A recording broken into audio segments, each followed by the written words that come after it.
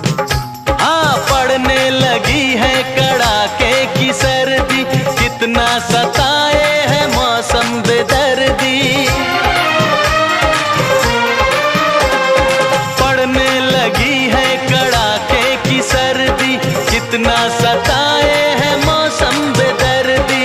ऐसे में कैसे सहे हम जुदाई, ऐसे में कैसे सहे हम जुदाई, बाहों में लेके उड़ा दो रजाई। ओ तरसाए बड़ी रतिया जाड़ा लगे हो, सरकाए ले ओ तकिया जाड़ा लगे, सरकाए ले ओ तकिया जाड़ा लगे, सरकाए ले ओ तकिया